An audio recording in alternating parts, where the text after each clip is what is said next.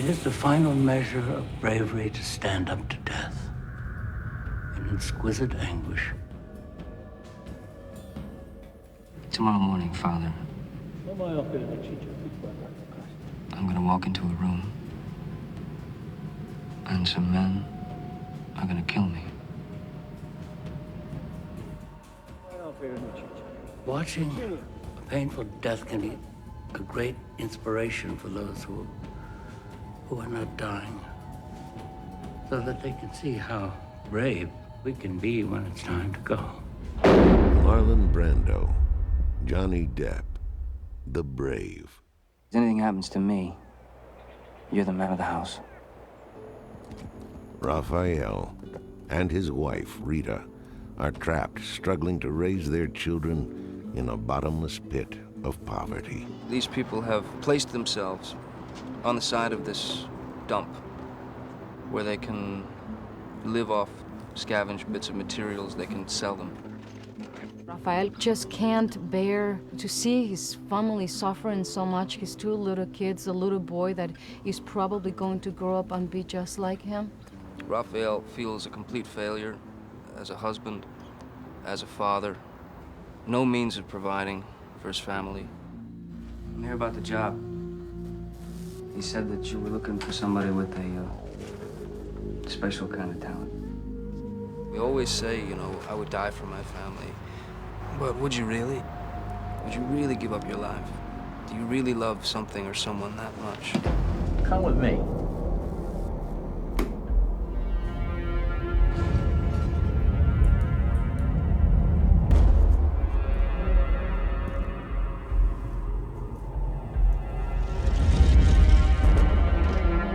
Tell me, are you afraid to die? Marlon coming into this film was beyond a dream. It was one of the greatest gifts that I've ever been given in my life. He was so giving and so generous and so supportive. As a friend, as an actor, and as a director. You see, there's pain when we come into the world at birth, so it's fitting that there should be pain at the end of it. The character of McCarthy is the angel of death. He's pure evil in its most subtle and kind of very beautiful form. How much will I be paid for that? I'd say $50,000. I'll pay you a third of it right now. When do you want me back? Let's say 1 week. He's now able to provide for them. So the money is in many ways evil, but within the society that we live in, money has replaced spirituality and God. It's become power, it's become life. Oh, where did you get the money for all this? Did you and Luis hit a liquor store? A 7-Eleven? This woman was my mother. You know, I remember her cooking and cleaning and taking care of her kids because my father was always out, always trying to look for work. And at the same time, I remember that that they had these moments that they were just so full of love. When the film begins, he's already dead, really. And it's not until he decides to die for his family. It's not until then that he actually begins to live. While the role of Raphael requires Depp's constant presence on screen, he has also taken on the off-screen challenge of directing his first feature film.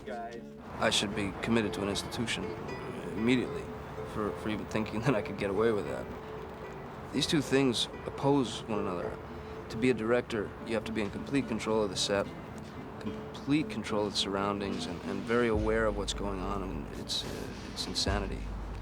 To be an actor, you have to be, in a sense, out of control. When you're an actor on the set, you show up, you do your thing, you go home. When you're a director, actor, you do your thing, and you don't go home. He had so much work to do, you know, every single day, so many hours. He was the first on the set and the last to leave the set. Action. As far as I'm concerned, it's as good to work with him as anybody I've ever worked with. And it's because he knows how to encourage you to be better. There's no way, for me anyway, to direct Marlon. The thing to do is to talk everything out, discuss all the possibilities, turn on the camera, and capture it. That's all you can do. You just capture him. It seems to me now that the closer that one can come to death in life makes the passage into death all the more easy.